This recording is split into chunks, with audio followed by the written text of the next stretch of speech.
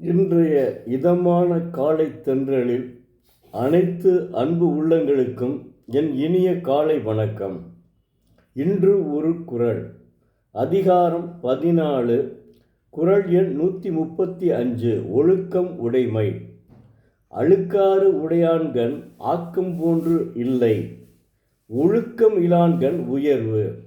என்ன அருமையாக ஒன்றரை அடியில் அற்புதமாக சொல்லியிருக்கிறார். அழுக்காறு, தெய்வப்புலவர் திருவள்ளுவர், அழுக்காறு உடையான் மாட்டு ஆக்கம் இல்லாதவர் போல ஒழுக்கம் இல்லாதவன் மாட்டும் உயர்ச்சி இல்லை என்கிறார்.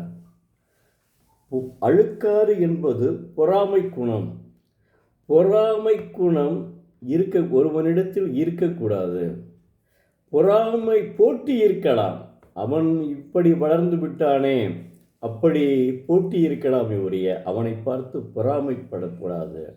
அந்த பொறாமையினால் அவனுக்கு பல தீமைகள் ஏற்படுவதற்கு வாய்ப்பு உண்டு. ஏனால் அந்த பொறாமையை அந்த அழுக்காறு அவா வெகுளி இன்னாச்சொல் நான்கும் இழுக்கா இயன்றது அறம் என்கிறார். பொறாமை அறச்செயல்கள் பொறாமை இல்லாதவன்தான் அறச்செயல்கள் உடையவன். அப்போ அறச்செயல்களை அவன் அந்த இடத்தில் இழந்து விடுகிறான். அப்படி அறச்செயல்களை அவன் இழந்து விட்டால் அவனுடைய வாழ்க்கையில் முன்னேற்றமே கிடையாது. அதுபோல அவனுடைய வாழ்க்கையில் ஆக்கமும் இல்லை, ஊக்கமும் இல்லை. அதுபோல நல்லொழுக்கம் இல்லாதவனிடத்தில் உயர்ச்சி இல்லை. அவன் வாழ்க்கையில் முன்னேற்றம் அடைவதற்கு வாய்ப்பே இல்லை. அவன் வாழ்வு சிறப்பாக இருக்காது. இதுதாங்க எவ்வளோ அற்புதமாக சொல்லியிருக்காருன்னு பாருங்கள். ஒரே 1.5 வரியில் நான் இவ்வளவு நேரம் சொல்ல வேண்டிய கதையை 1.5 வரியில் சொல்லி முடித்துள்ளார். இதற்கு மேலே என்னங்க வேணும்? அதனால தான் இங்கே தமிழ் மொழி உலகெல்லாம் பரவி வருகிறது. தமிழ் மொழி மட்டுமல்ல, தமிழுடைய தெய்வப்புலவருடைய திருக்குறள் உலகெல்லாம் பரவி வருகிறது. அடுத்து ஒன்றையும் நான் கூறுகிறேன். நான் 2013 வாரியத்தில் இருந்து ஓய்வு பெற்றேன். ஓய்வு பெற்றபின் முதலாக திருக்குறள் 1330 குறள்களையும் படித்து அதற்கு பிறகு பல தமிழ் அறிஞர்கள் எழுதிய புத்தகங்களையும் படித்தேன். என்னுடைய 2 மகன்களும் நான் புத்தகங்களை நேசிப்பவன், சுவாசிப்பவன் என்பது தெரியும். மூத்த மகன் சென்னையில் இருக்கிறார். அதனால் அவர் என்ன செய்வார் என்றால், அங்கே புத்தக திருவிழாவிற்கு எப்போதும் சென்று விடுவார். ஏன்னா தன்னுடைய குழந்தைகளுக்கு ஏதாவது ஒரு புத்தகம் வாங்கி கொடுக்க வேண்டும் என்ற எண்ணத்தில் புத்தக திருவிழாவுக்கு செல்லும் போது என்னிடம் ஒரு அறிவுரை கேட்பார். அப்பா, நீங்கள் வாசிக்கிட்டே இருப்பீங்களே, என் புத்தக திருவிழா இங்கே நடைபெறுது, என்ன புத்தகம் வாங்க என்றார். அப்போதுதான் இப்போது உள்ள தமிழக முதல்வர் மாண்புமிகு மு.க. ஸ்டாலின் ஒரு புத்தகம் எழுதியிருந்தார், உங்களில் ஒருவன் நான் என்ற புத்தகம். அந்த புத்தகத்தை வாங்கு என்று சொன்னேன். அவன் அதை வாங்கி வரும்போது கொண்டு வந்தான்.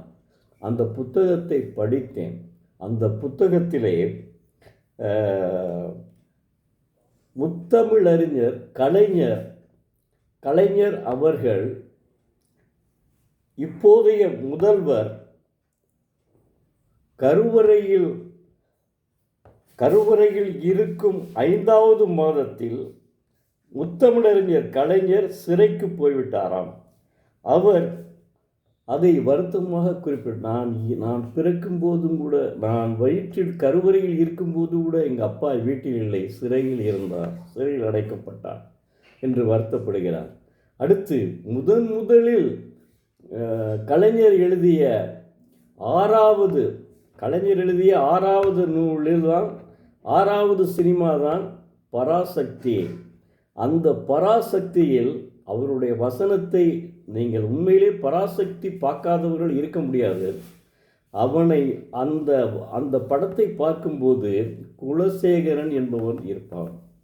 சிவாஜி கணேசனுடைய நடிப்பு முதலில் ஒரு மாதிரியாக இருந்து அதுக்கப்புறம் நல்லா நடிச்சிருக்காரு.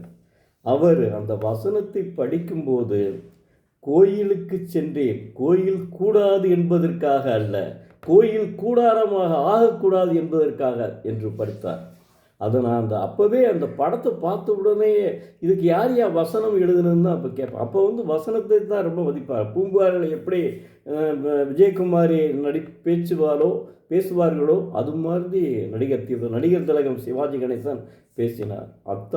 அந்த அளவுக்கு அற்புதமான படங்க அது. அதாவது எடுத்தோன்னு பராசக்திங்க 1954 என்னமோ நடந்துச்சு, நான் பிறக்கிறதுக்கு முன்னாடி நடந்திருக்கு. அவ்வளவு அற்புதமான படம். பின்னாடி பார்த்தேன் அந்த படத்தை. அதை சொல்லுகிறார். அடுத்து அதில் பேரறிஞர் அண்ணா இறந்த செய்தியையும் குறிப்பிட்டுள்ளார். அடுத்து முரசே முழங்கு என்ற ஒரு நாடகத்தில் அவர் நடித்துள்ளார் என்பதையும் குறிப்பிட்டுள்ளார். அவருக்கு திருமணம் 1975 ஆண்டு ஆகஸ்ட் 20 சென்னையில் நடந்தது என்பதையும் குறிப்பிட்டுள்ளார். 1975 தான் நான் கல்லூரியிலிருந்தே வெளிவந்தேன். கல்லூரி படிப்பு முடித்து அவருக்கு அப்போது திருமணம் நடைபெறுகிறது. 1976 மிசா சட்டத்தில் கைது செய்யப்பட்டு மத்திய சிறையில் அடைக்கப்பட்டார். ஆகஸ்ட் 1975 20 திருமணம் நடக்குது. 1976 மிசா சட்டத்திலே கைது செய்யப்பட்டு அவர் சிறையில் அடைக்கப்பட்டார். அப்போது அவருடைய இல்லத்தரசி மிக மாக்கு என்று அழுதிருக்கிறார்கள். ஆனால் கலைஞர் என்ன செஞ்சிருக்காரு, அதாவது பொது வாழ்க்கையில் ஈடுபட்டால் இதெல்லாம் நடக்கத்தான் செய்யும், தயவு செய்து அப்படியெல்லாம் அழுகக்கூடாது என்று கண்டித்துள்ளார். பொது வாழ்க்கை என்பது சிறைக்கு போவது சர்வசாதாரணம் என்று. ஏன்னா அவரே கள்ளிக்குடியில் ரயிலில் போராட்டம் மறியல் பண்ணி சிறையில் அடைக்கப்பட்டவர் அல்லவா, அதனால் அப்படி சொல்லியிருக்கிறார். இத்திருமணம் நடந்த அடுத்த ஆண்டே மத்திய சிறையில் அடைக்கப்பட்டார் என்பது உண்மையிலேயே வருத்தத்திற்கு உரியது. ஆனால் அவர் இன்று தமிழக முதல்வராக இருந்து என்னென்ன திட்டங்கள் செய்ய வேண்டுமோ அதெல்லாம் செய்கிறார் என்பது குறிப்பிடத்தக்கது. என்ன மறுக்க முடியாத உண்மைங்க. ஒரு மனிதன் சாதாரணமாக முதலமைச்சராக ஆக முடியாதுங்க. சிலர் சொல்கிறார்கள் வாரிசு அரசியல்னா தன்னுடைய மகன் அப்படி நடந்திருக்கிறாப்புல. சிறைக்கு சென்று கல்யாணம் பண்ணி 1975 கல்யாணம்னா 1976 சிறைக்கு அடைக்கப்பட்டார். எப்படிங்க இருப்பாங்க, சிந்திச்சு பாருங்க. அப்படிப்பட்டவருக்கு முதல்வர் கொடுக்கலன்னா அப்புறம் எப்படிங்க வேறு யாருக்குங்க முதல்வர் கொடுக்க முடியும்? சிந்திச்சு பாருங்க. சில பேர் சும்மா ஏதாவது ஒன்று சொல்லுவாருங்க. இதுக்கு முன்னாடி நீங்கள் சில விஷயங்கள் நான் சொல்ல விரும்பவில்லை. எத்தனை பேர் ஜெயிலில் இருந்தார்கள் என்பது உங்களுக்கு தெரியும்.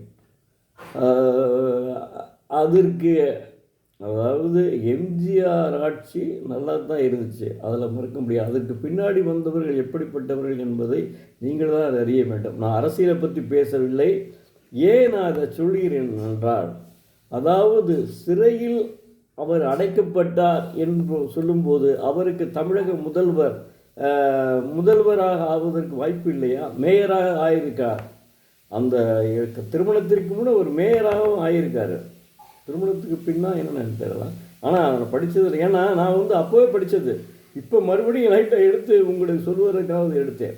அந்த அளவுக்கு அற்புதமான நான் நூல்களை நிறைய வாசிப்பேங்க. அதுதான் என்னைய வாழ்க்கையில் நான் என்னை எழுத வைத்தது. என்னை எழுத வைத்த முதல் நூல், நான் எழுதிய முதல் நூல் வாழ்வின் வெற்றிப்படிகள். அதிலேயே நான் குறிப்பிட்டிருப்பேன், ஒவ்வொரு வீட்டிலும் நூலகம் இருக்க வேண்டும் என்று குறிப்பிட்டிருப்பேன். அந்த நூலகம்தான் தன்னுடைய பேரன் பேத்திகளுக்கு சொத்தே ஒழிய நாம் சேர்த்து வைக்கும் சொத்தே கிடையாதுங்க. அதுதான் கேடில் விழிச்செல்வம் கல்வி ஒருவருக்கு மாடல்ல மற்றையவை. நான் இந்த குறள்படி படிக்காவிட்டால் நான் பரமக்குடிக்கு அருகிலே என்னுடைய சின்ன கிராமத்திலே ஒரு விவசாயியின் மகனாக உழுது கொண்டு இருப்பேன்.